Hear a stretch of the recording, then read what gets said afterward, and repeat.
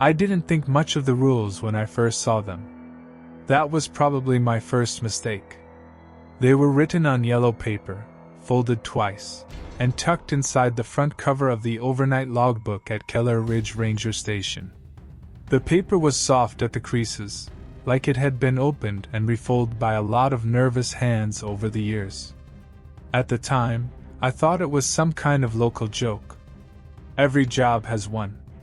At the warehouse where I used to work, the old guys told new hires not to whistle near the loading dock because it called the rats. At the diner in town, the cook had a sign taped over the walk-in freezer that said, "Don't let the cold remember you." People make strange rules when they work strange hours. It helps pass the time. It gives shape to boredom. That was what I told myself. I told myself a lot of things that winter. My name is Daniel Marris. I was 29 when I took the job with Blackglass National Park. It was not my dream job. I was not some outdoorsman who had always wanted to work under the stars, and I was not one of those people who felt more comfortable around trees than people. I was broke. That is the simple version. The longer version is that my mother's health had gone bad that year.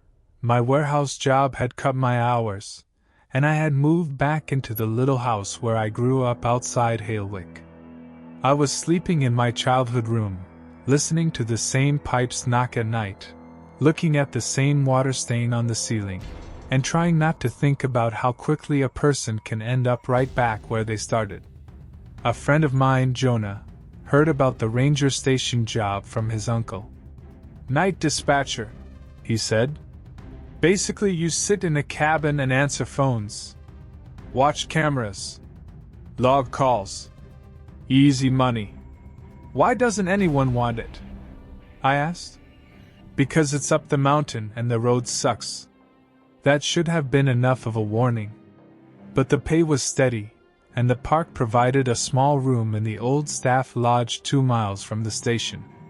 It was seasonal work, November through March, mostly covering winter closures, snowmobile permits, radio checks, emergency calls, and whatever else came in after the day's staff went home.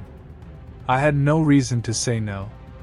The station sat near the north boundary of the park, where Route 16 climbed into the pines and lost cell service. It was not a big building. Just a squat, brown ranger office with a stone chimney, a radio mast, a mudroom, a locked equipment room, 2 desks, a coffee maker, a wall of old trail maps, and 3 windows facing the gravel lot. Behind it, the mountain went up into black timber. In front of it, the road bent out of sight in both directions. During the day, Keller Ridge did not look frightening. It looked neglected. The gutters sagged. The porch boards had gone gray. The national park sign by the road was so weather-beaten that the white lettering had turned the color of old bone. At night, the place changed. Not all at once. That is important. It did not feel haunted the minute the sun went down. It did not feel like a movie. It just became empty in a way that made every normal sound stand out too much. The ice machine clicked behind the breakroom wall. The radiator pinged. The old fluorescent light above the main desk hummed and flickered every few minutes, not enough to go out, just enough to make you look up. Wind moved around the roofline like someone taking long breaths through their teeth. There were 6 trail cameras routed to a monitor at the dispatch desk. The images updated every 15 seconds unless the weather interfered. They showed the locked gate at Morgan Road, the Bear Hollow trailhead, the visitor lot, the old fire tower, the service road behind the station, and a narrow footbridge over a ravine. Most of the time, they showed nothing. Snow. Trees. A gate. A dark road. The job itself was boring, at first. I came in at 7 p.m. after the day shift ranger left. I checked the radio, tested the landline, made coffee, checked the weather report, scanned the incident log, and confirmed all gates were listed as closed. If a ranger or plow driver called in, I logged it. If a hiker's family called asking whether a trail was open, I told them no. If someone ignored the signs and drove up anyway, I took their name, warned them, and radioed whoever was on call. Most nights, no one called at all. The man who trained me was named Frank Sutter. Frank had been with the park for almost 30 years. He had one of those faces that looked carved out of bad weather. Deep lines, gray mustache, tired eyes that noticed everything without seeming to move much. He was not unfriendly, but he was not warm either. He explained the job the way a mechanic might explain how to start an old truck. This switch is for county dispatch. Don't touch it unless you're patched through. He tapped the radio stack with one thick finger. Channel 1 is Park Ops. Channel 2 is Maintenance. Channel 3 is the old repeater. It still gets used when the weather cuts off the north side. He pointed at the landline. Main number. Emergency rollover. Don't ignore it. He pointed at the wall clock. That loses time when the generator kicks over. Use the digital clock on the console for logs. He pointed at the coffee maker. Clean it before you leave or Lydia will skin you. Lydia was the station manager. I met her once. She wore bright blue glasses, spoke fast, and seemed annoyed that I existed. Frank was the one who handled my actual training. On my first evening, after showing me the radio, the camera monitor, the heater, the breakers, the back door, and the location of the bathroom plunger, he pulled the overnight logbook from the bottom drawer. It was a black binder with a cracked spine and handwritten dates going back years. The current pages were printed forms, but the old ones were yellowed and filled with handwriting in different inks. Frank placed it on the desk. Everything goes in here, he said. Radio calls, vehicle sightings, weather changes, maintenance issues, anything unusual.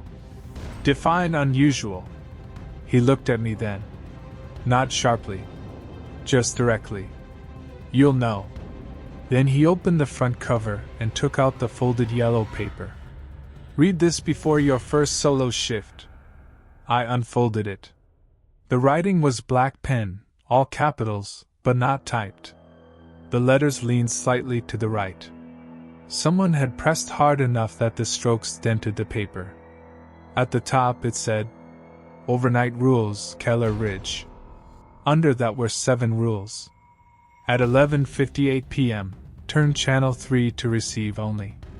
Do not transmit on Channel 3 again until 4:30 a.m. unless a ranger gives you code 7 in person. If a voice on the radio uses your full name, do not answer. Write only the time and the words wrong channel in the log. If you hear crying from the Bear Hollow Trailhead speaker, turn off the porch light, and do not look at camera 2 for 10 minutes. If the station phone rings once and the caller ID shows Keller Ridge, do not pick it up. Do not call it back. If camera 4 shows someone standing by the old fire tower after midnight, count boots, not people. If the number of boots is odd, lock the equipment room and leave it locked until morning. Do not open the mudroom door between 1:13 a.m. and 1:47 a.m. No exceptions. At 3:08 a.m., check the overnight log. Read any new names silently. Do not cross them out. Put a cup of black coffee on the back step before dawn. I read the list twice. Then I looked at Frank. You're serious? He took the paper back from me, folded it along the old creases, and slipped it into the binder. I am. Is this like a hazing thing? No. What happens if I break one? Frank rested his hand on the cover of the logbook. Most people don't. That was not an answer, but he said it with such plain certainty that I did not laugh. I wanted to. I almost did. Instead, I said, Has someone broken one? Frank looked out the front window toward the gravel lot. It was getting dark by then, and the reflection of the office lights hung in the glass. Read them every night until you know them. That was all he said. My first 3 shifts were quiet. I followed the normal procedures.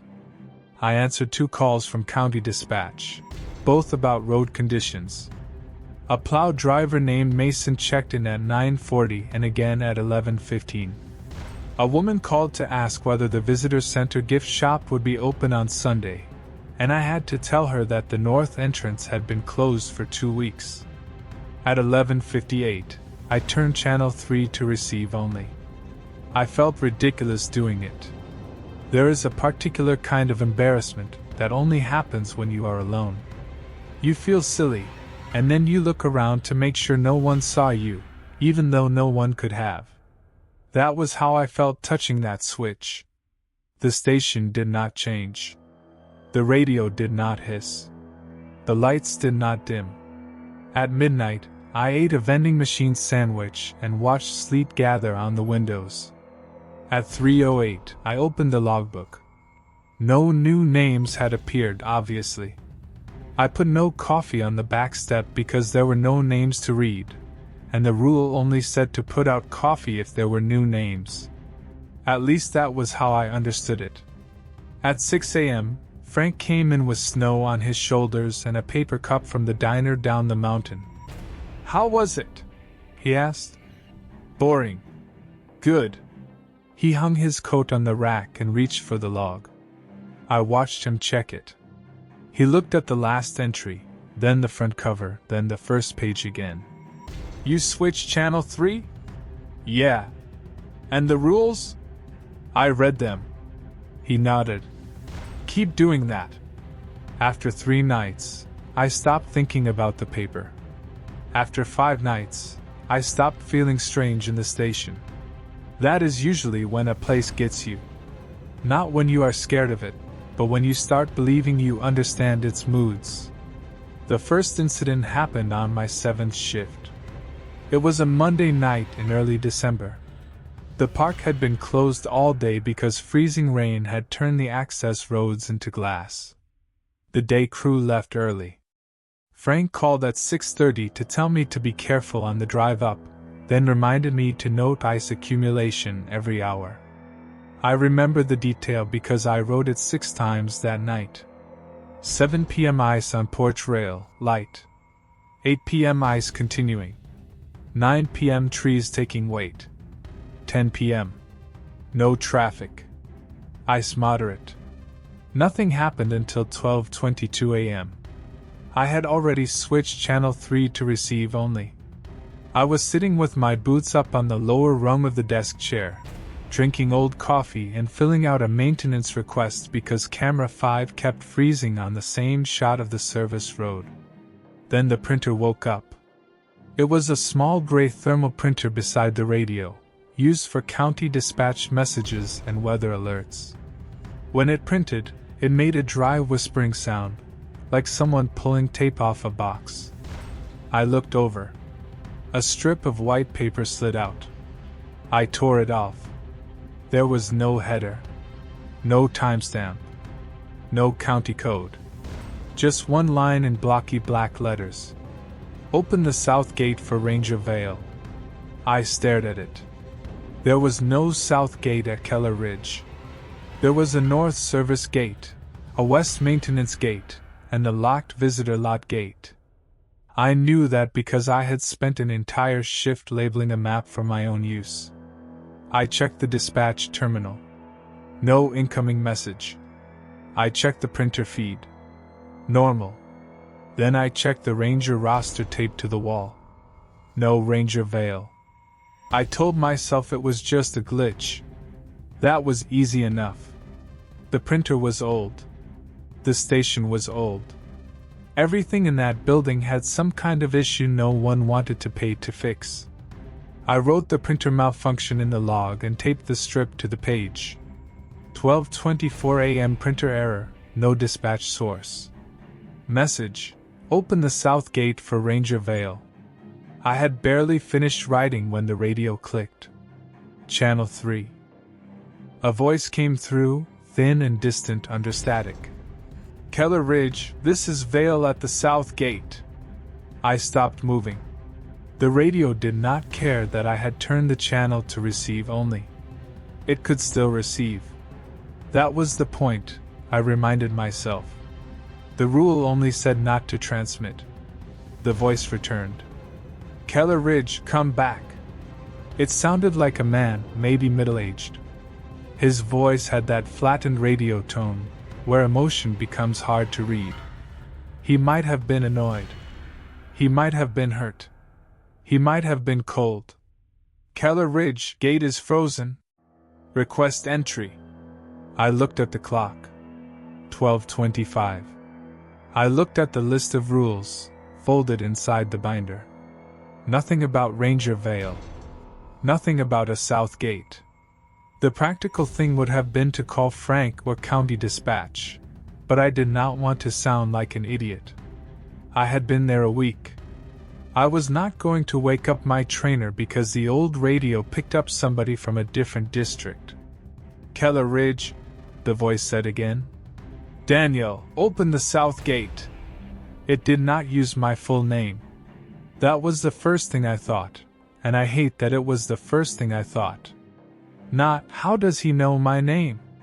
Not, there is no south gate. Not, who the hell is Vale? Just, it did not use my full name, so maybe the rule did not apply. I reached toward the microphone. My fingers were already on it when the rule came back to me. At 11:58 p.m., turn channel 3 to receive only.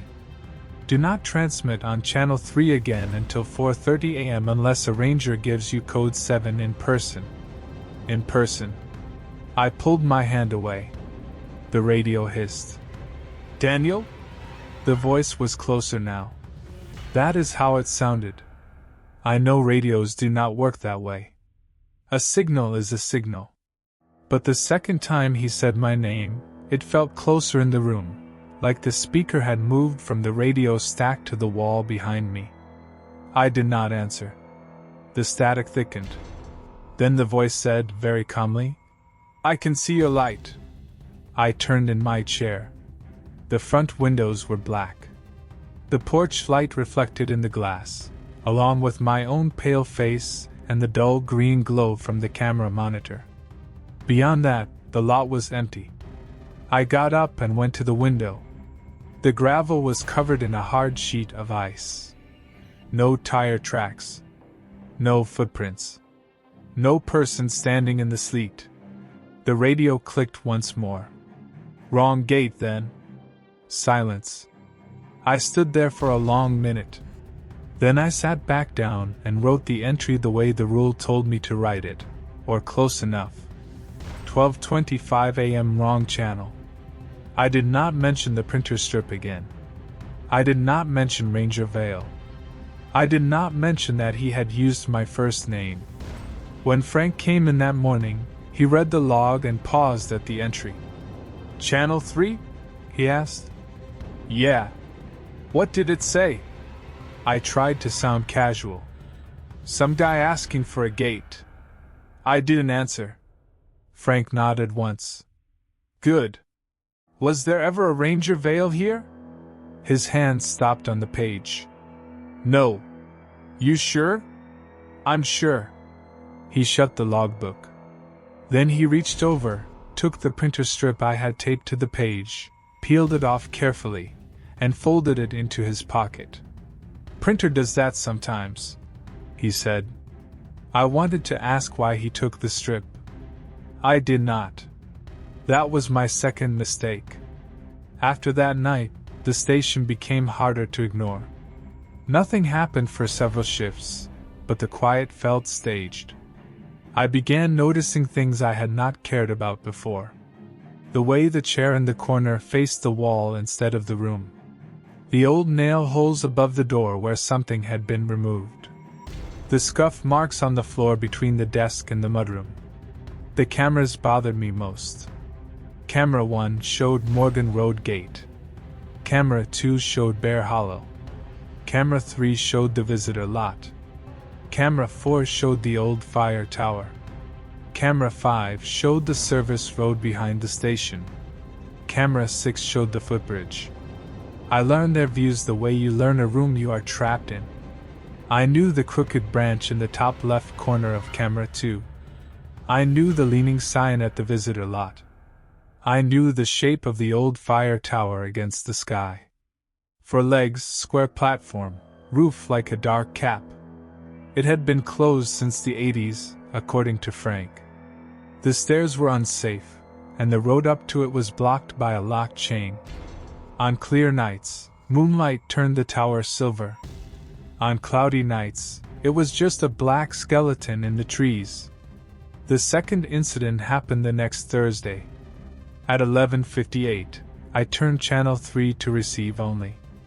At midnight I logged the weather. At 12:30 I made coffee. At 12:47, I heard a sound that did not belong to the building. A soft chime. I looked at the camera monitor. Motion alert on camera 2. Bear Hollow trailhead. The image showed the trailhead board, the snow-covered parking area, the locked bathroom, and the emergency speaker mounted on a post. Hikers could push a button and talk to the station if they came down injured or lost. In winter, no one should have been there. The road was closed 3 miles below. The motion marker blinked red. I leaned closer. Nothing moved. Then the speaker icon on the console lit up. A sound came through the station speakers. Crying. Not loud. Not dramatic. Just a person trying not to cry and failing. Short, broken breaths. A wet gasp. A small, exhausted sob. It sounded like a woman. I checked the clock. 12:48 a.m. The crying went on. My first thought was that someone had reached the trailhead. Maybe a stranded hiker, maybe someone with a car stuck on the closed road. The emergency speaker existed for exactly that reason. Then I remembered Rule 3. If you hear crying from the Bear Hollow trailhead speaker, turn off the porch light and do not look at camera 2 for 10 minutes. It is hard to explain how stupid a rule can feel when it stands between you and what sounds like a real person. The crying came through the speakers again. Please! That was all she said. One word. I stood up. The porch light switch was by the front door. I went over and turned it off. The station dropped into a darker kind of darkness. The windows became less reflective. I could see the vague shape of the lot outside, the road, the pine trunks. The crying continued. Please, I can see you. I turned away from camera 2. That was harder than turning off the light. The monitor was on the desk, glowing in the corner of my vision. I could still see the other camera feeds. Camera 1 gate. Camera 3 lot. Camera 4 tower. Camera 5 service road. Camera 6 footbridge. Camera 2 sat in the middle of the screen, and I forced myself not to look directly at it. I set a timer on my phone for 10 minutes. The crying changed. At first it was distant, carried through a bad speaker. Then it seemed to come from outside the station. From the lot. I kept my eyes on the floor. Please, the woman said again. The voice came from the front window. I did not look. The timer showed 7 minutes and 42 seconds. There was a soft scrape against the glass. Not a knock. A scrape. Like someone dragging one fingernail downward. I stood still beside the desk, hands tight at my sides. The scrape came again. Then the woman whispered, I'm not at Bear Hollow. I closed my eyes. The rule had not said anything about what to do if the crying moved. It had only said not to look at camera 2 for 10 minutes. So I did not. That was the first time I really understood the nature of the rules. They were not explanations. They were not protections in the comforting sense. They were procedures. Like what to do if grease catches fire, or if a power line falls across the road. They did not care whether you understood. They only cared whether you followed them. The timer reached 0. The crying stopped the instant the phone buzzed. I waited 5 more seconds before I looked at the monitor. Camera 2 showed Bear Hollow trailhead. Empty. No footprints in the snow. No person by the speaker. No motion marker. I turned the porch light back on. There was nothing outside the front window. In the morning, I told Frank about it. Not all of it. Just enough. Camera 2 triggered last night, I said. I heard someone crying through the speaker. Frank took off his gloves slowly. You followed the rule? Yeah. Then don't worry about it. That's it. That's it. Frank, someone said she could see me. He looked at the front windows. The porch light was off by then, and morning had turned the ice in the lot a dull gray. Don't give it more than it asks for. What does that mean? He took the logbook from me. It means don't stand there after the fact trying to make it make sense.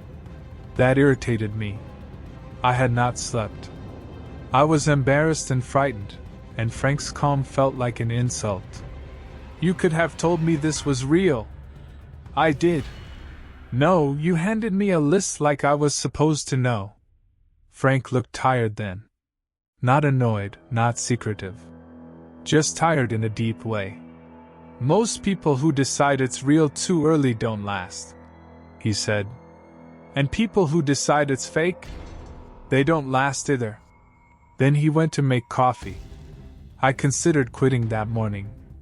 I sat in my truck outside the staff lodge for almost 20 minutes after my shift, watching my breath fog the windshield, trying to talk myself into driving down to town and calling Lydia from the gas station.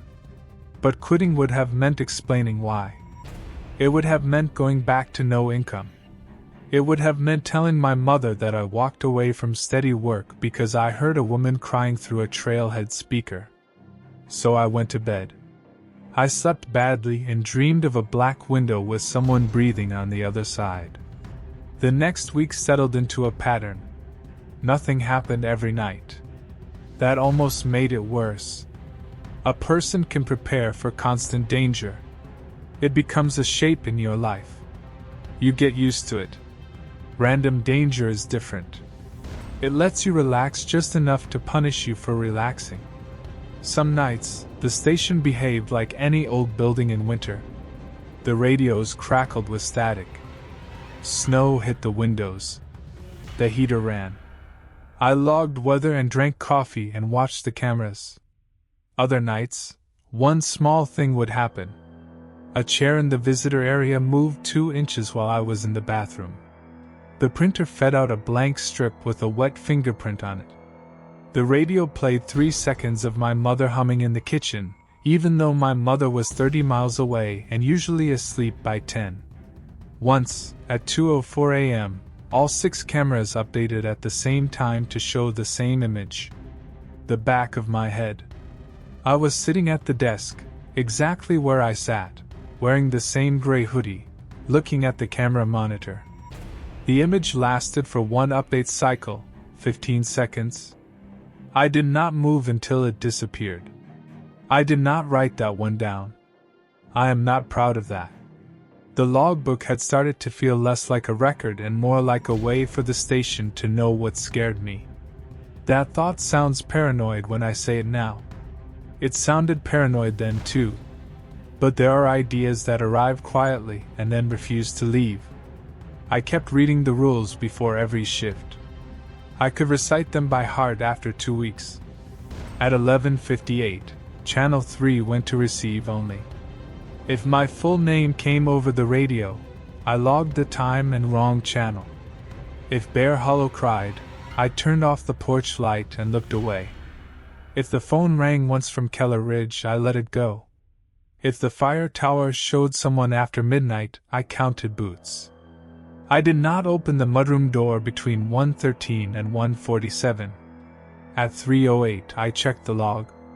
The phone rule tested me on December 18th. It was a clear night, so cold the inside of the windows filmed over at the corners. The road had been plowed that afternoon. but no one had come up after sunset. I had spoken to Mason at 9:12, logged a dead battery in one of the trail sensors at 10:05, and spent an hour sorting old paper maps by district because Lydia had left a note telling someone to do it. At 12:36, the station phone rang once. The sound was loud enough that I jerked in my chair. It stopped before I touched it. The caller ID screen glowed green. Keller Ridge. The station's own number. My skin tightened. I sat back and stared at the phone until the display went dark. Do not pick it up. Do not call it back. Fine. I wrote. 12:36 a.m. station phone rang once. Caller ID Keller Ridge. No answer. Then I put the pen down. The phone rang once again.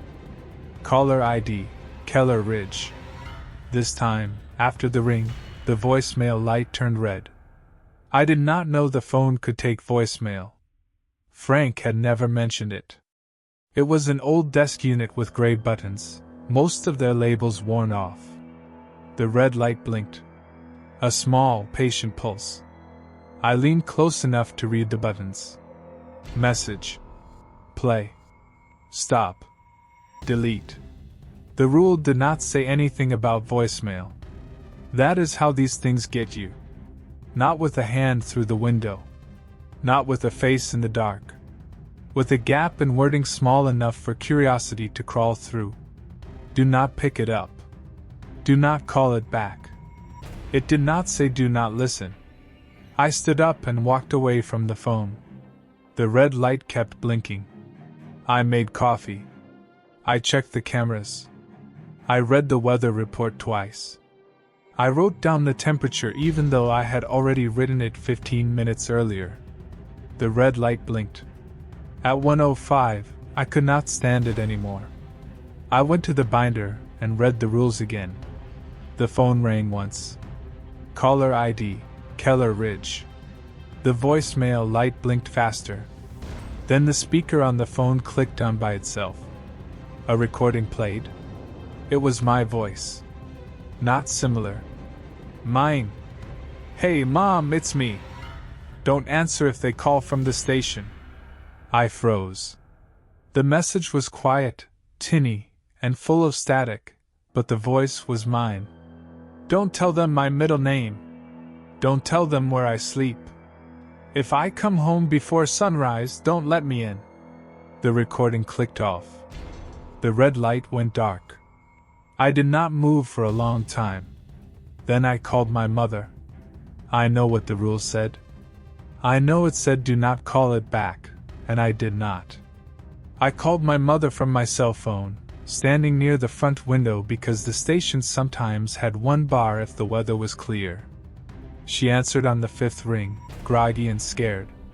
Daniel? Mom, are you okay? What? Yes. What's wrong?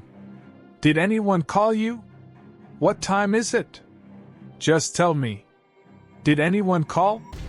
No. Daniel, what happened? I almost told her. Then I looked at the phone on the desk. The red light was off. The caller ID was blank. The station looked ordinary. I'm sorry, I said. I thought I heard something on the radio. Go back to sleep. She was quiet for a second. Then she said, You sound like your father when he was tired. My father had been dead for 6 years. It was not a dramatic death. Heart attack in a hardware store parking lot. No mystery. No missing body. No dark family secret. Still, the mention of him in that station made the room feel colder. I'm okay, I said. No, you're not. I looked at the clock. 1:12. 1 minute before the mudroom rule. Mom, I have to go. Daniel? What? Why would someone at the station call me? I had not told her I was at the station. I had not said the word. The line crackled. For a second, I heard another sound under her breathing. Wind. Not from my end. from hers. Then the call dropped. The clock changed to 1:13. 3 knocks came from the mudroom door. Not the outside door. The inner door between the main office and the mudroom. 3 hard knocks. I stared at it. The mudroom was a narrow, unheated space where we kept shovels, salt, old boots, and wet coats. It had an outer door to the porch and an inner door to the office. When I started a shift, I came through both. I locked the outer door behind me and usually left the inner door ajar. That night, it was closed. I did not remember closing it. The knocks came again. 3. Then a voice said, "Danny?" I stopped breathing. No one called me Danny except my mother. The voice on the other side sounded like her now. Not through a phone. Not through radio static. Just muffled by the door. "Danny, open this." I backed away. The clock read 1:14. Do not open the mudroom door between 1:13 a.m. and 1:47 a.m. No exceptions. Mom? I should not have said that. I know that. But fear does not always make you silent. Sometimes it makes you answer the wrong thing. The voice stopped. Then it laughed once. My mother does not laugh like that. Not cruelly.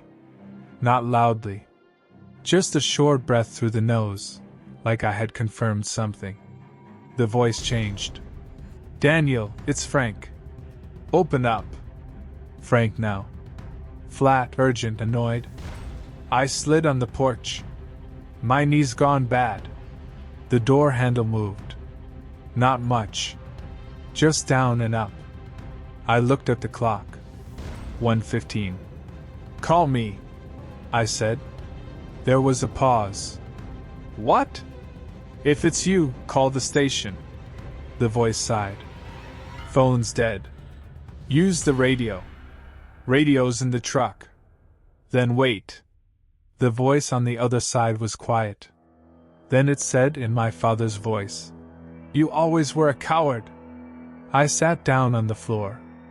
I do not know why. Maybe because my knees were weak. Maybe because it felt safer to be below the window line. Maybe because some childish part of me believed that if I sat very still, whatever was in the mudroom would forget I was there. For 32 minutes, it tried voices. My mother. Frank. Jonah. Lydia, even though I had only met her once. A child I did not recognize. A man crying. Me. That was the worst one. My own voice, calm and close behind the door. "Daniel, listen. You're making this worse. Open the door before 1:47 or it stays in here." I almost believed that one. It had the exact tiredness I heard in my own voice at the end of long nights. It knew how I paused before saying my own name. It knew the little click in my throat when I swallowed. "Think about the rule," my voice said. "It only says don't open between 1:13 and 1:47. It doesn't say what happens after." I looked at the clock. 1:46. The handle turned slowly. Stopped. Turned again. The clock changed to 1:47. The station went silent. No voices. No handle. No wind. I stayed on the floor until 1:55. Then I stood, walked to the desk, and called Frank. He answered on the second ring. "Sutter." I heard a television in the background. "It was at the mudroom door," I said. He was quiet. "What time?" 1:13. "Did you open it?" "No." "Did you answer it?" I closed my eyes. "I said Mom once." Frank exhaled through his nose. "Don't do that again." "I know." "No," he said. "You don't. Don't answer anything you don't have to.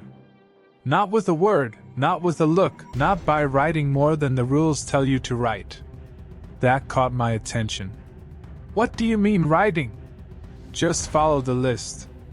He sounded more awake now. Frank, what is this place? A ranger station. Don't do that. It's a ranger station, he said again, more softly. That's the problem. Places like that listen for people in trouble. They were built to. They keep listening after people stop calling. I waited for him to explain. He did not.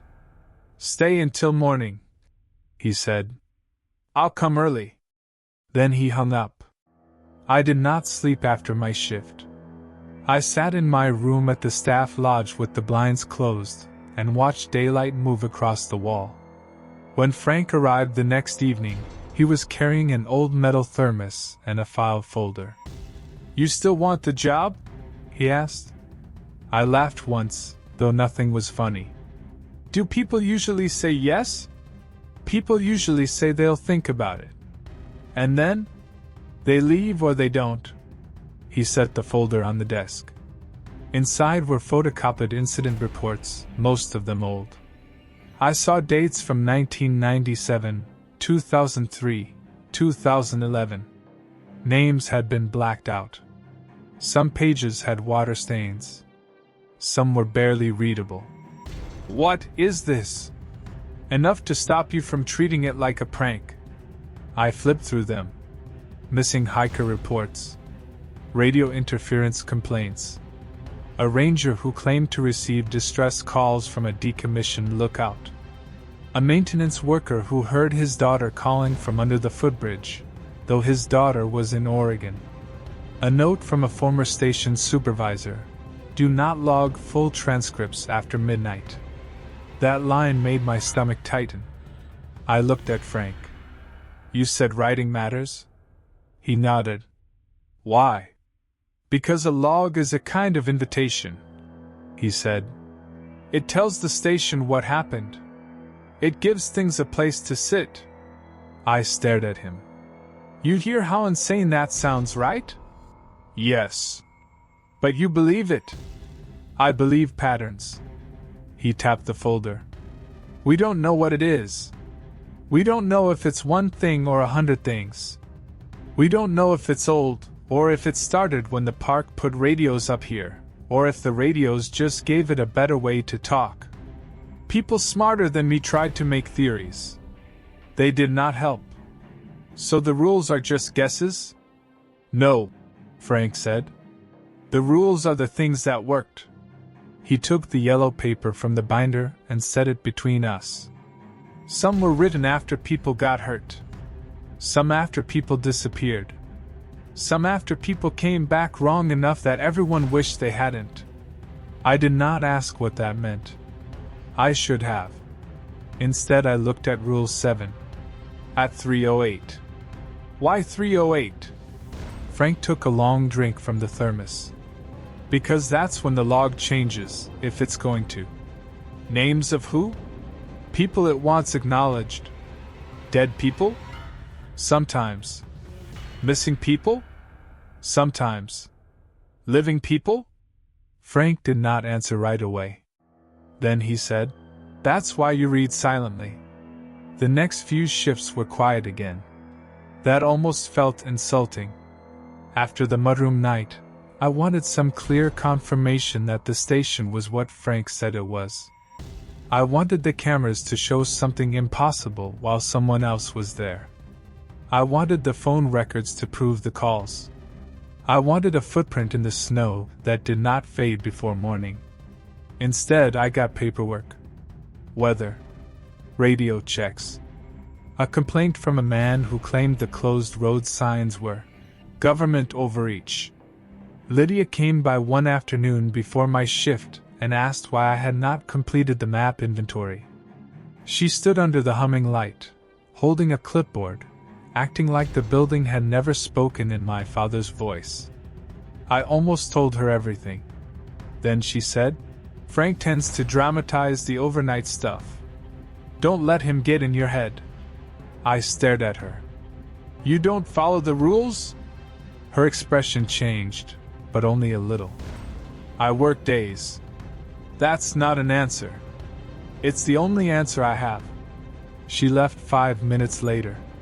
That was how everyone treated the station. They knew enough to step around it, but not enough to discuss it directly. During daylight, the rules became embarrassing. At night, they were the only things that mattered. On December 27th, the storm came in. The Weather Service had predicted 6 inches of snow. By 9 p.m., we had 14. By 11, the road below Keller Ridge was closed completely, not just to visitors but to staff.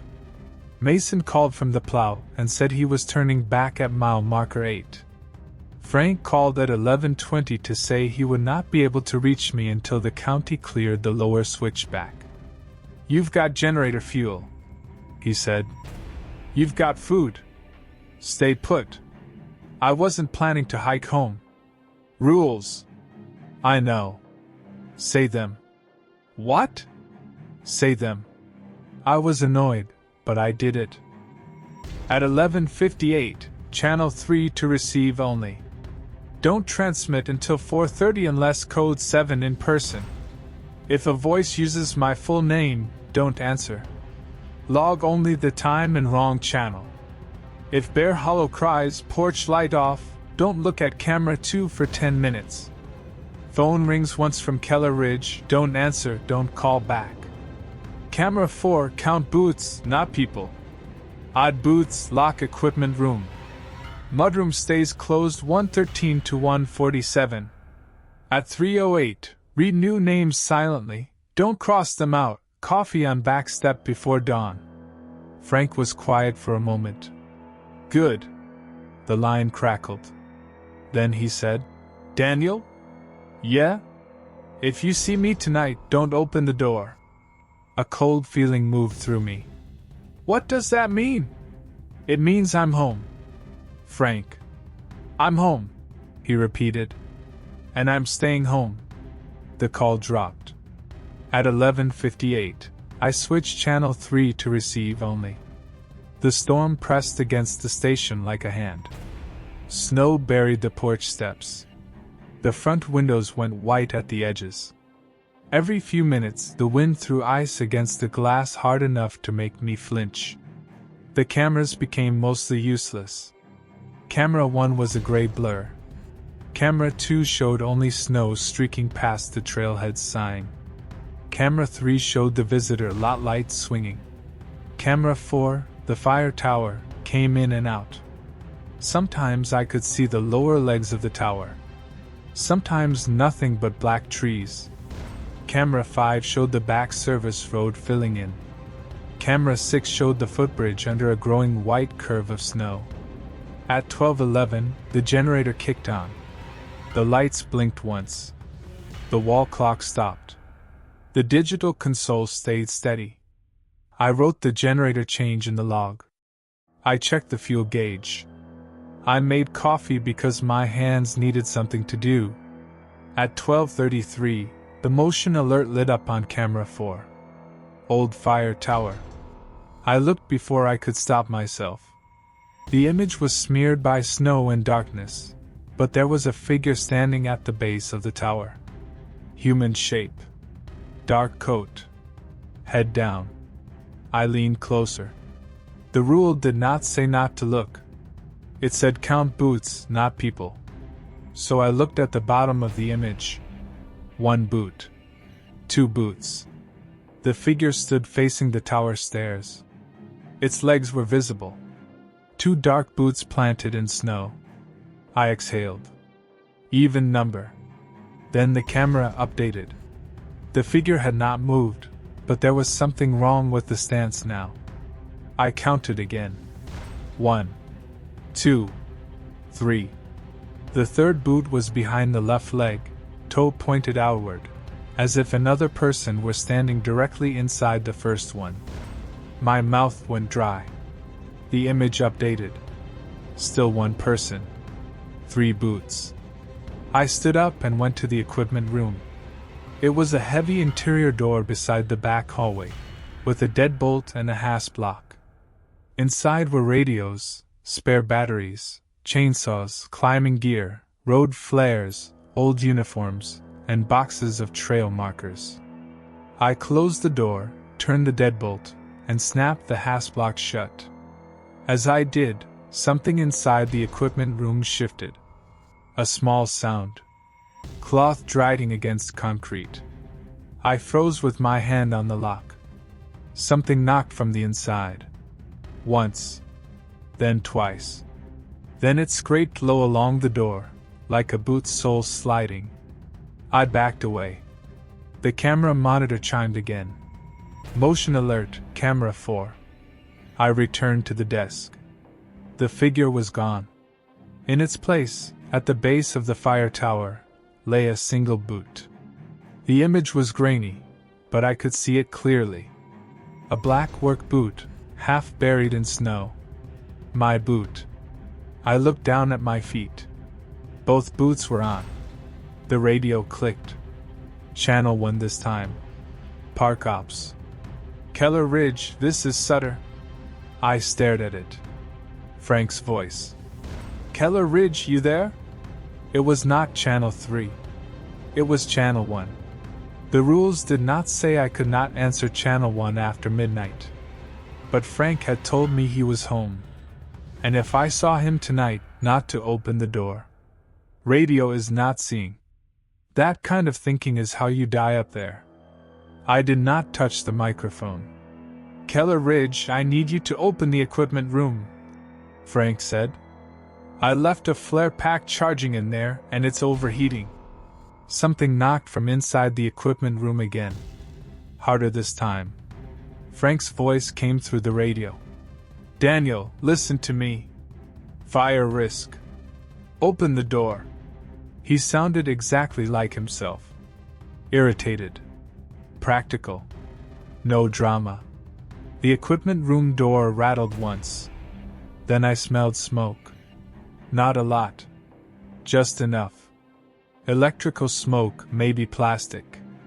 I stood halfway between the desk and the hallway. The rule said if the number of booths is odd, lock the equipment room and leave it locked until morning. But if there was a fire inside, leaving it locked would burn the station down. I stepped toward it. The smell got stronger. The radio clicked. Daniel, do not be stupid. Open the door. I reached into my pocket for the keys. Then I stopped.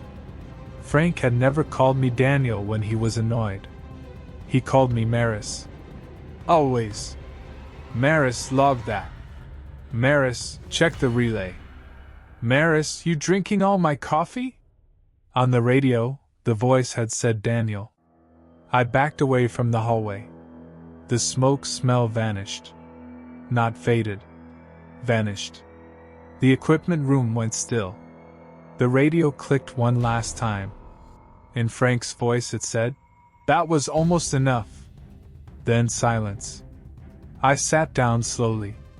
At 3:08, the logbook was waiting for me. I had been watching the clock since 2:30, dreading it in a way I had not before. The storm had not let up. The cameras showed almost nothing now. The station felt buried. When the console clock changed from 3:07 to 3:08, the fluorescent light above me buzzed and dimmed. I opened the logbook. There was a new line beneath my last entry. It had not been there before. I know it had not. I had stared at that page for half the night. The handwriting was narrow and slanted, not mine.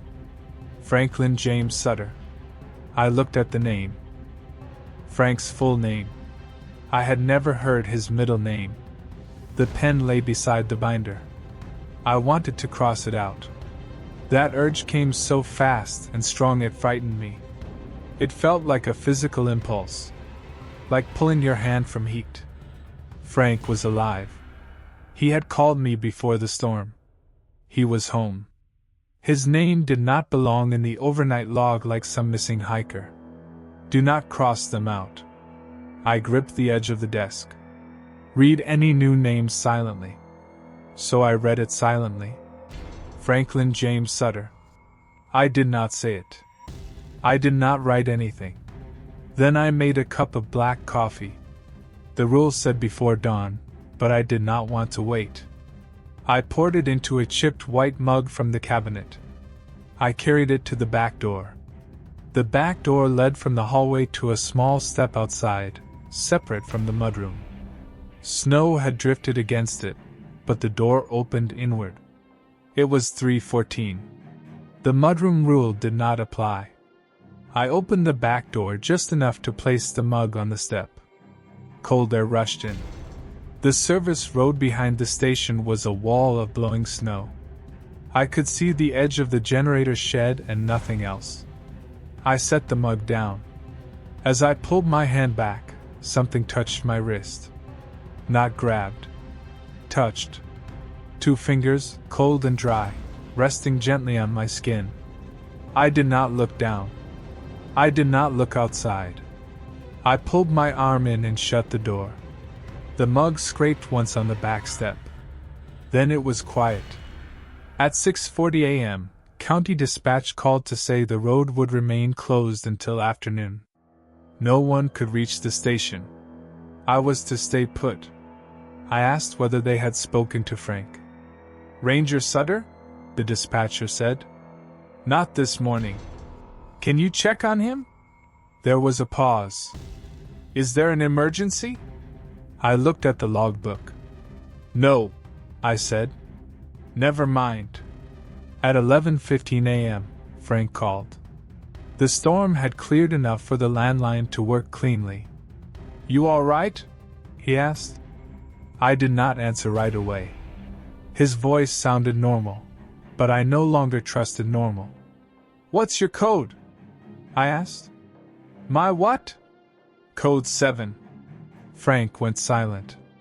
Then he said, "Code 7 is in person only." "I know. You did good asking. Your name was in the log." Another silence. This one lasted longer. "My full name?" "Yes." "You read it?" Silently. "You make coffee?" "Yes." "Did you watch?" "No." He exhaled. "All right. All right. That's all you have?" "I'm still here." "What does it mean?" "I don't know." "You don't know much for a guy who's been doing this 30 years.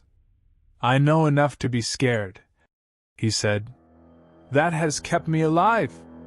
He came up the mountain at 2 p.m. with Mason behind him in the plow. I had been awake for more than 30 hours by then. The daylight made everything look harmless again, which only made me angrier. Frank walked into the station, looked at me, looked at the log, then went straight to the equipment room. The door was still locked. He unlocked it. Inside, everything appeared normal. No fire. No person. No boot. No disturbed boxes. Then Frank crouched by the concrete floor. He picked something up. A small clump of snow. It sat in his palm, not melting right away. There were black pine needles mixed into it. Frank looked at me. "Go sleep," he said. "I'm done." "I know." "No, I mean I quit." He nodded like he had expected that. "Okay." That made me mad too. "You're not going to talk me out of it?" "No." "You think I should stay?" "No." "Then why did you?"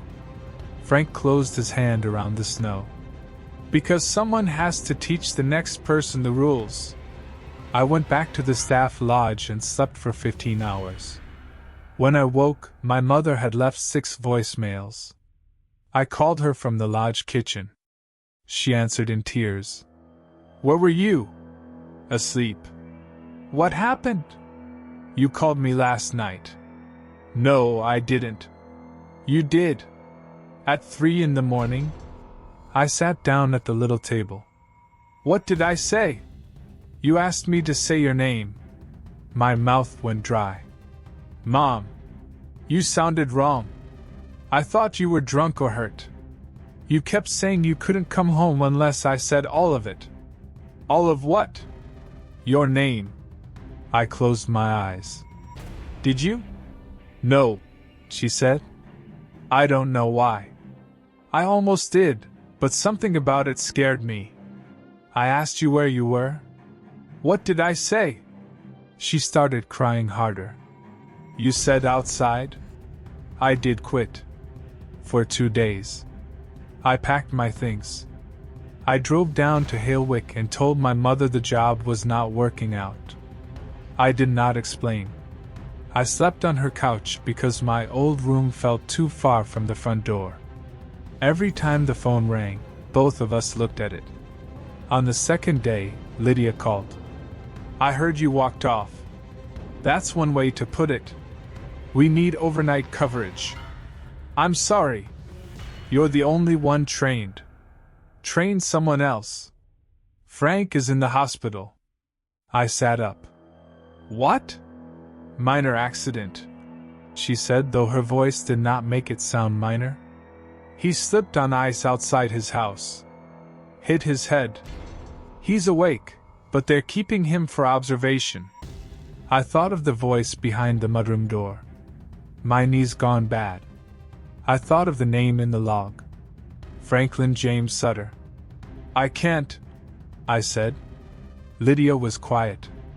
Then she said, he asked for you? So I went. Not because I was brave. Not because I wanted answers. I went because Frank had been the only person who had told me any version of the truth, and because I felt responsible in a way I could not explain. The hospital in Halewick was small and smelled like disinfectant and overcooked soup. Frank was in a room on the second floor with a bandage near his hairline and one eye swollen half shut. He looked older in the bed. Bad timing, he said when he saw me. Your name was in the log. You told me. And now you're here. I've been here before. I sat beside the bed. What does it mean when a living person's name appears? Frank looked toward the window. It was evening, and the glass showed both the room and the dark outside layered together. It means it has a way to reach them. Through me? Through the station. But I read it. Silently. I put out coffee.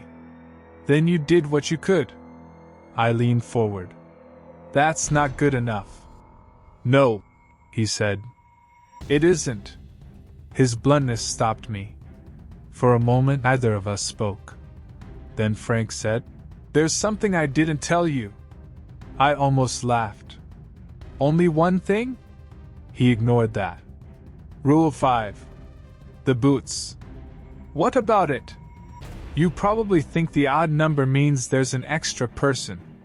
That seems reasonable. It's not extra. I waited. Frank's good eye settled on me. It means one came back without all of itself. I did not know what to say. He continued. When camera 4 shows someone at the tower, you count boots because faces lie, bodies lie, uniforms lie. Boots usually don't. An odd number means something is missing from the person on camera. A foot. A shadow. A piece that already got inside. I thought of the equipment room. The knocking. The smell of smoke. The snow inside. So locking the room is to keep it out. Frank shook his head. To keep it in one place. That was the rule that changed everything for me. I had believed the station was a barrier. Doors locked to keep things outside. Lights off to make things pass. Phones ignored so voices could not enter. But some of the rules were not about keeping things out. Some were about managing what was already inside. Frank must have seen me understand. Don't look at me like that, he said. You've worked old buildings. You know they hold things. Not like this. No. Not like this. I looked at the bandage on his head. Why did it use your name? Because I'm leaving. Retiring? He smiled without humor. That's what Lydia calls it. Frank. He shifted in the bed and winced. I stayed too long. You can feel it when the station knows your habits better than you do. When it starts making room for you in the logs before you arrive. When you hear your own voice over the radio and it sounds more rested than you've ever been. I thought of the voicemail from myself. You think it can replace people? I think it can learn them. That's not the same thing. No, he said. But after a while, either is comforting. He asked me to cover one more week. I said no. Then he asked again. Not like a boss. Not like an old ranger who wanted the schedule filled. Like a tired man asking someone to hold the door shut while he walked away from it. So I said yes. 1 week. That was the agreement. I would cover Keller Ridge until Lydia found someone else. Frank would not come back to the station. I would follow the rules exactly. I would not write anything extra. I would not answer anything unnecessary. Before I left, Frank grabbed my wrist. His grip was weak but urgent. If your name appears, he said, do not cross it out. I know. No. Listen to me. If your name appears, do not try to fix it. Don't write explanations. Don't deny it. Don't put arrows or question marks or any of that. Read it silently. Coffee before dawn. Then leave when your relief gets there. What if no relief gets there? He held my eyes. Then wait for daylight anyway. My last week at Keller Ridge began on January 3rd. I remember the date because I wrote it at the top of the log page with a hand that would not stay steady. The station smelled faintly of old smoke, though no one else could smell it.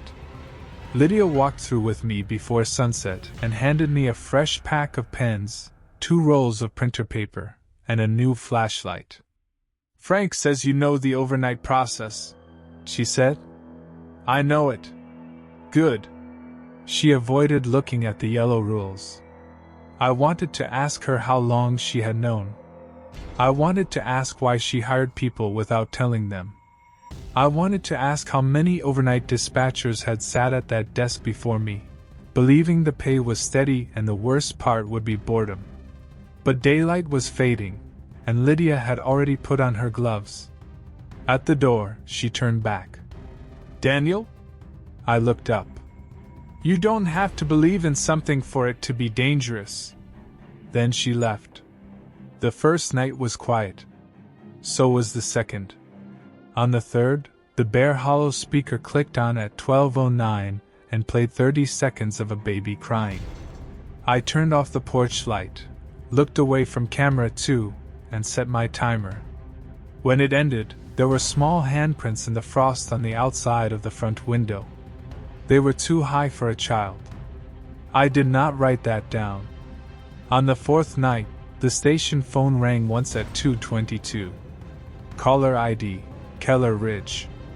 I did not answer. The voicemail light blinked. I unplugged the phone from the wall. The voicemail played anyway. My father's voice said, "You got taller after I died." I put my hands over my ears until it stopped. On the 5th night, camera 4 showed the fire tower at 12:51. There was no person visible. Only boots.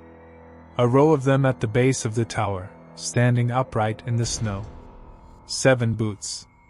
All different. A black work boot like mine. A brown hiking boot. A child's winter boot with a reflective stripe. A polished ranger boot. A woman's red snow boot. A boot with no laces. And one that looked burned. Odd number. I locked the equipment room. Something inside whispered, "Thank you?" I sat at the desk until dawn with the fire axe across my knees, even though I knew it would not help. On the 6th night, nothing happened at all. That was the worst night. Every sound was just a sound, and because of that, I could not trust any of them. The radiator clicked. Snow fell from the roof. A branch scraped the siding. The refrigerator compressor turned on in the break room. Each ordinary noise arrived wearing a mask. At 3:08, No names appeared. I almost cried from relief. The 7th night was supposed to be my last. January 9th. A new hire was coming the next evening, according to Lydia. His name was Trevor something. Early 20s. Forestry student. Needed winter hours. I wanted to warn him and knew I could not do it in any way that would make him understand. Frank had tried. I had still almost answered the radio. That last evening I arrived early. The sun was low behind the ridge, and the snow along the road had gone blue in the shadows. I parked in the lot, sat in my truck, and looked at the station. It looked like a station. Brown siding. Stone chimney. Porch light. Radio massed against the pale sky. I remember thinking that evil should look different. Not dramatic. Not with skulls or black windows. Just slightly wrong in some visible way. A warning built into its shape. But Keller Ridge looked tired and useful. That was all. Inside, I made coffee. I checked the radio. I checked the phone, which had been plugged back in by someone. I checked the camera feeds. I opened the logbook and looked at the yellow rules. The paper had a new crease. I was sure of it. A vertical crease down the middle, like someone had folded it again while I was gone. I unfolded it. Same 7 rules. No new writing. Still, I read them 3 times. At 8:43, a county dispatcher called about road conditions. At 9:30, Mason checked in from the lower road. At 10:05, Lydia called and reminded me to leave the key ring in the top drawer at the end of shift. "You sound tired," she said. "I am. Last night." "Yeah. I'm sorry." That surprised me. "For what?" "For all of it," she said. The line was clear. No static. No wind. Just her voice, small and human. Then she hung up. At 11:58, I switched channel 3 to receive only. At midnight the station seemed to settle. I do not know how else to describe it. The building made a low wooden sound, like an old person shifting in sleep. The lights held steady. The cameras updated in their normal rhythm. 12:15. 12:30. 12:45. Nothing. At 1:07, I heard footsteps on the porch. Slow. Heavy. Someone crossing from the steps to the front door. I looked at camera 3, the visitor lot. My truck was the only vehicle. The footsteps stopped outside the front door. The handle did not move. No knock came. I watched the clock. 1:09. A voice from outside said, "I have code 7. It was Frank. Not through a radio. Not behind the mudroom door. Outside the front door. The rules said I could transmit on channel 3 after midnight only if a ranger gave me code 7 in person. In person. I stayed at the desk. "Daniel," Frank said. "Open the door." I did not answer. The porch boards creaked. "I know what I told you," he said. "But things changed. Let me in." The clock read 1:11. If he stayed outside until 1:13, then the mudroom rule would not apply to the front door. I knew that, and I hated myself for knowing it. "Look at camera 3, Frank said. I did not want to. The rule did not say not to look. I looked. Camera 3 showed the visitor lot and the front porch. Frank stood outside the door. He wore his park coat, brown cap, gloves. His face was pale but normal. Bandage above one eye. Snow on his shoulders. He looked cold and angry. He looked real. He lifted one hand toward the camera. Then he held up 7 fingers. Code 7. My heart started beating too hard. The clock changed to 1:12. The real Frank was supposed to be in the hospital, or home, or anywhere but outside Keller Ridge. But I had never confirmed that. Not that day. Not since leaving the hospital. He could have discharged himself. He could have driven up. He could be standing outside in the cold while I let fear turn me cruel. "Open the door," Frank said. "It's not me I'm worried about."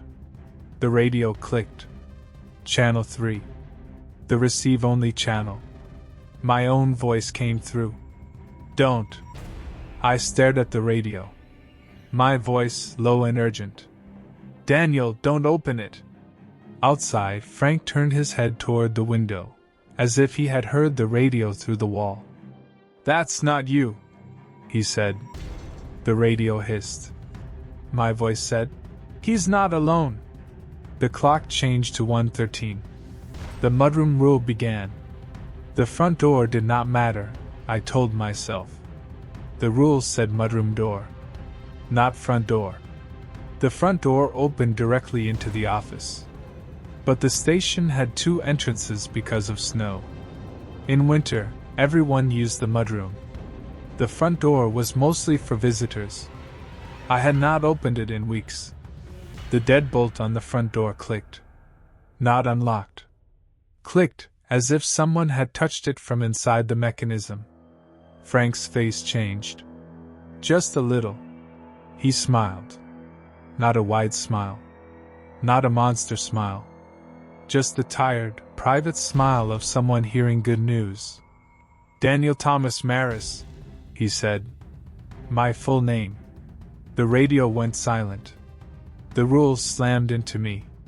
If a voice on the radio uses your full name, do not answer. But this was not on the radio. It was outside the front door. That little gap opened again. A narrow, stupid space where fear could argue. The voice outside used my full name again. "Daniel Thomas Marris, I have code 7. I reached for the logbook with shaking hands and wrote, 1:13 a.m. wrong channel. The instant I finished the last letter, every camera went black. The station phone rang once. Caller ID, Keller Ridge. The voicemail light came on. Then the mudroom door knocked. 3 times. I sat very still. Outside the front door, Frank said, "You shouldn't have written while I was talking." The radio clicked. My voice whispered, "You shouldn't have written your name." I looked down. I had not written my name. But the ink on the page was changing. The letters of wrong channel stretched. Lines moved. Curves opened. The words thinned and darkened and rearranged themselves while I watched. 1:13 a.m. Daniel Thomas Marris. I shoved the logbook away from me. The pen rolled off the desk and hit the floor. Every light in the station went out. Only the camera monitor remained black but glowing. Then one camera came back. Camera 4. The old fire tower. It was clear, though the night outside was cloudy. The tower stood under a pale wash of light. Snow covered the ground at its base. Someone was standing there. Me. I was looking up at the tower stairs, wearing my gray hoodie and station jacket. My back faced the camera. I counted boots. 1. 2. Then, beside my left foot, half hidden in the snow, another boot appeared. 3. The equipment room door began to rattle. Not knock. Rattle. The whole door shook in its frame. The hasp lock jumped. Something inside dragged itself hard against the other side. I forced myself up. The room was dark except for the monitor, but I knew the path by memory. Desk.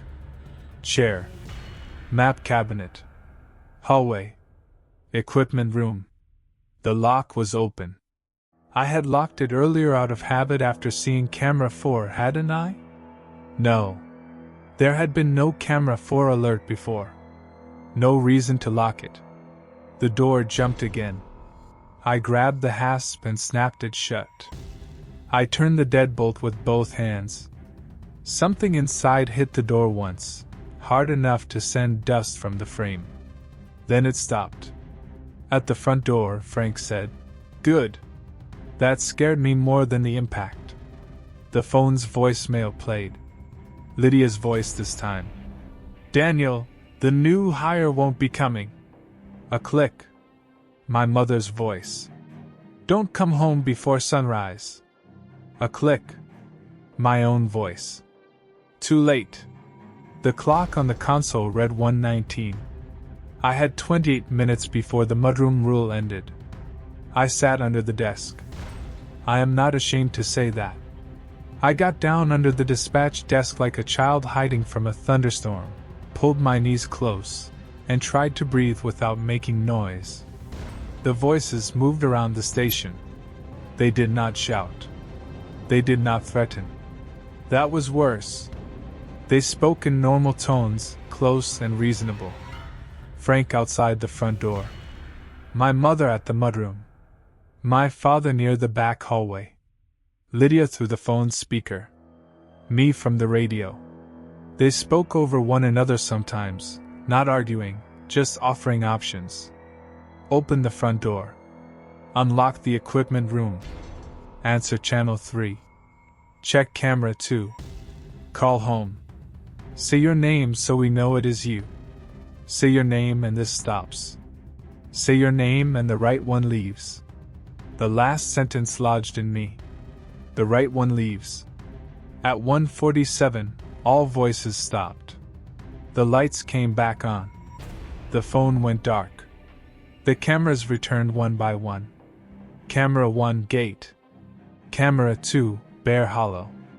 Camera 3, visitor lot. Camera 4, fire tower. Camera 5, service road. Camera 6, footbridge. No one at the front door. No one at the tower. No one outside.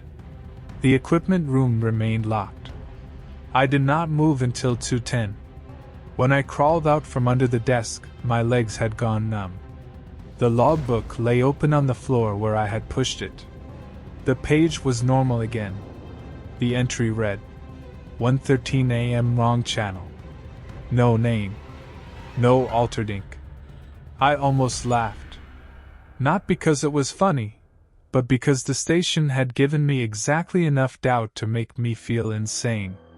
I picked up the logbook and set it on the desk. The yellow rules had slid partly out of the front cover. I reached to tuck them back in. Then I noticed the writing on the back. I had never looked at the back. I do not know why. Maybe because Frank had always folded it with the rules facing out. Maybe because I assumed the page was blank. Maybe because the station did not want me to. On the back, in the same hard black handwriting, there was one more line. It was not numbered. It said, "If there are two of you, the one who says his name first gets to leave." I read it 3 times. The station was silent. My throat had gone dry. There are moments when you understand something and still refuse to know it. I understood why the voices wanted my name. I understood why my mother had been called. I understood why the log mattered. I understood why Frank told me not to write extra details. Names were not labels up there. They were claims. If there are 2 of you, the one who says his name first gets to leave. I thought of camera 4. Me at the tower. 3 boots. Something missing from the person on camera. A piece already inside. The next 48 minutes were the longest of my life. Nothing happened. That is true. No voices. No knocks. No cameras changing. No printer messages. I sat in the chair and watched the clock move toward 3:08.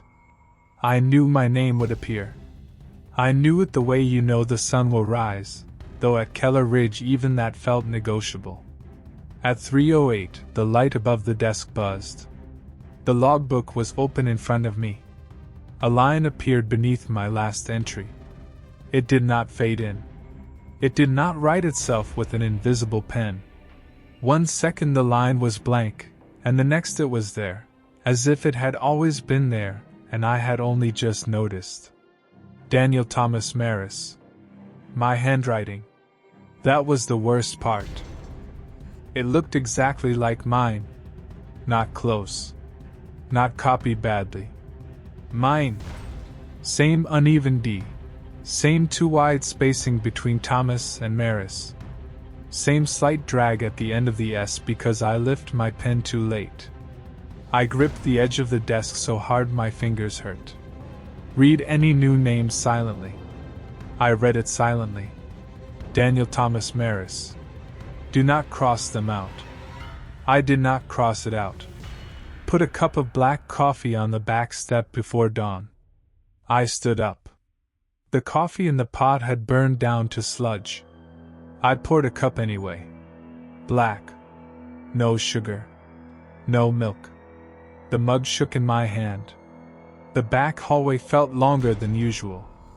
I know that sounds impossible. It was maybe 15 feet from the desk to the back door. But that night I walked it slowly, and each step felt like I was moving through cold water. The equipment room door was on my right. Locked. Silent.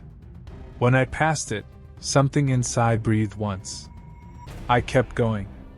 At the back door, I stopped. There was a window in the top half of the door, covered by a thin curtain. I never used that curtain. No one did. It hung there gray with dust, tied in the middle with a shoelace. A shadow stood on the other side of it. Human height. Still. The mug burned my fingers. The rules said put the coffee on the back step. It did not say what to do if someone was already waiting there. I thought of Frank's words. Don't give it more than it asks for. I opened the door. Cold came in. On the back step stood a man wearing my gray hoodie, my station jacket, and my black work boots. His face was mine. Not ruined. Not distorted. Mine. He looked tired. He looked scared. He looked exactly how I felt. For a moment neither of us moved. Then he held out his hand for the coffee. I should have set it down without looking at him. I should have shut the door. I should have followed the rule and nothing else. Instead, I whispered, "What are you?" He looked at me with my eyes. Then he whispered back, "The one who didn't open the door." I do not know what that meant. I still don't. Maybe he was lying. Maybe they all lie. Maybe he was the version of me that followed the rules better. Maybe he was something the station made from my voice, my handwriting, my mother's fear, and all the times I almost answered. He held out his hand again. "Coffee," he said. His voice was mine, but not like the recordings. This was not tinny or distant. It came from his throat. I handed him the mug. Our fingers touched. His skin was warm. That was somehow worse than cold. He took one drink and looked past me into the station. "Don't let it write twice," he said. Then he stepped backward into the dark. The snow behind him was untouched. He left no footprints. I shut the door and locked it. When I returned to the desk, the logbook had changed. Beneath my name was another line. Daniel Thomas Marris. Same handwriting. Same spacing. Same name. Two of me. My vision narrowed. Do not cross them out. Do not cross them out. Do not cross them out. The pen was beside my hand. I do not remember picking it up. I only remember holding it over the second name, my hand shaking so hard the tip tapped the page and left a dot of ink. If there are two of you, the one who says his name first gets to leave. The station was quiet. The kind of quiet that waits. I could feel something in the building listening. In the phone. In the radio. In the walls. In the equipment room. Under the floor. Outside the windows.